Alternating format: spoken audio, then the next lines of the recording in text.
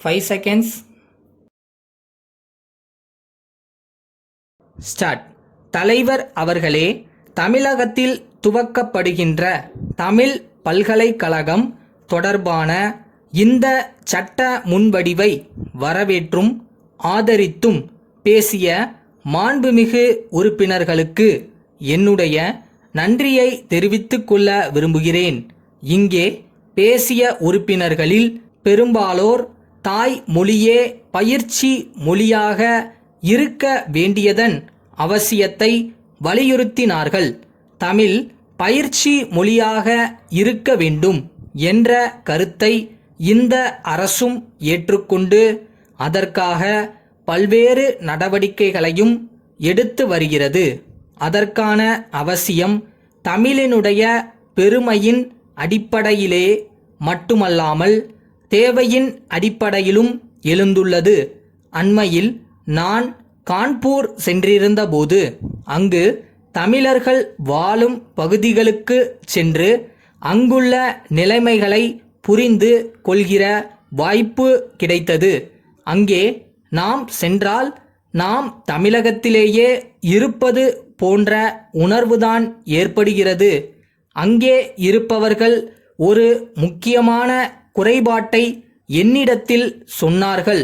அங்குள்ள உயர்நிலை பள்ளிகளில் தமிழ் மூலம் கல்வி கற்க வசதி இல்லாததால் அவர்களுடைய பிள்ளைகள் இடையிலேயே படிப்பை நிறுத்திவிடுவதாக சொன்னார்கள். கான்பூரில் நிலைமை இப்படி இருக்கும்போது இங்கே தமிழகத்திலே இருக்கும் தமிழர்கள் தங்கள் குழந்தைகள் ஆங்கிலத்தில் கல்வி கற்பதற்கு ஏற்பாடு செய்து தர வேண்டும் என்று கேட்கும் நிலைமையும் சில இடங்களில் இருக்கிறது. ஆனால் பின்தங்கிய வகுப்பினரும் தாழ்த்தப்பட்ட பிரிவினரும் தங்கள் குழந்தைகளுக்கு தாய்மொழியில் கல்வி கற்பித்தால்தான் உதவியாக இருக்குமென்று கேட்கும் நிலைதான் பெரும்பாலும் இருக்கிறது. நாம் இதை உணர்ந்து தமிழிலே பாடம் சொல்லிக் கொடுக்க ஏற்பாடு செய்யாவிட்டால் இங்கே இருக்கும் கோடிக்கணக்கான தமிழ் மக்களுடைய உள்ளத்தை புரிந்து கொள்ளாமல் அவர்களை பற்றி அக்கறை கொள்ளாமல் இருப்பதாகத்தான் கொள்ள வேண்டும். சமுதாயத்திலே பின்னுக்கு தள்ளப்பட்டிருக்கிற மக்கள் தங்கள் வாழ்க்கையிலே முன்னேற வேண்டும் என்ற எண்ணம் ஈடேறுவதற்கு தமிழ் பயிற்சி மொழி ஆக வேண்டும். அந்த அடிப்படையிலேதான் நாம் காரியங்களை ஆற்றுகிறோம் என்பதை தெரிவித்துக் கொள்கிறேன். ஆங்கில சொற்களை தமிழாக்கம் செய்யும்போது எந்த வார்த்தைக்கு எந்த வார்த்தையை உபயோகப்படுத்துவது என்று தர்க்கவாதம் செய்து கொண்டிருக்கிறோம். ஏதாவது ஒரு வார்த்தையை உபயோகப்படுத்த ஆரம்பித்தால் காலப்போக்கிலே நல்ல வார்த்தைகள் தானாகவே வரும்.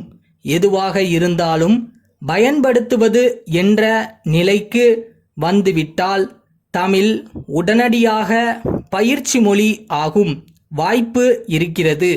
ஆனால் வார்த்தைகளில் தவறுகளை கண்டுபிடித்து கொண்டிருந்தாலோ அல்லது நல்ல சரியான தமிழ் வார்த்தை வந்தால்தான் பயன்படுத்துவது என்ற நிலையிலேயே இருந்தாலோ தமிழ் மொழி பயிற்சி மொழியாக பயன்படுவதற்கு இன்னும் வெகு காலமாகும். எனவே அத்தகைய தடைகள் இல்லாமல் பார்த்து கொள்வது நம்முடைய கடமையாகும். அடுத்து, தமிழ் தெரியாதவர்கள் குறுகிய காலத்தில் தமிழ் மொழி அறிவு பெற என்ன செய்யப்பட வேண்டும் என்பதை பற்றியும் நாம் ஆலோசிக்க கடமைப்பட்டிருக்கிறோம். சென்னை மேற்கு மாம்பலம் கோவிந்தன் தெருவிலிருக்கும் திரு வைத்தியநாதனுக்கு பல்லாவரம் பாரதி அறக்கட்டளை குழுவின் செயலாளர் எழுதிய கடிதம்.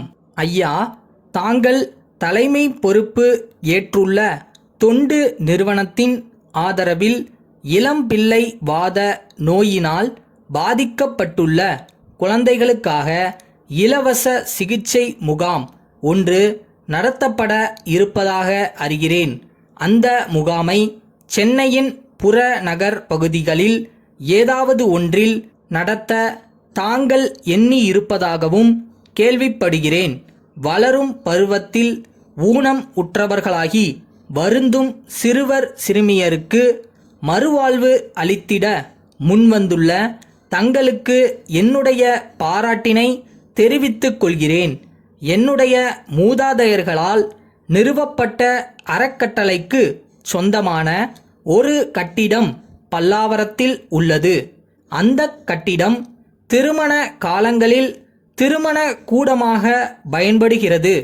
சமுதாய நலனுக்கு பயன்படும் காரியங்களுக்கு அந்த கட்டிடத்தை வாடகை ஏதும் இல்லாமல் அளிப்பதென எங்கள் அறக்கட்டளை குழு முடிவு செய்துள்ளது. ஆகவே தாங்கள் நடத்த கருதியுள்ள சிகிச்சை முகாமை அந்த கட்டிடத்திலேயே அமைய செய்து கொள்ளலாம். தங்கள் நம்பிக்கையுள்ள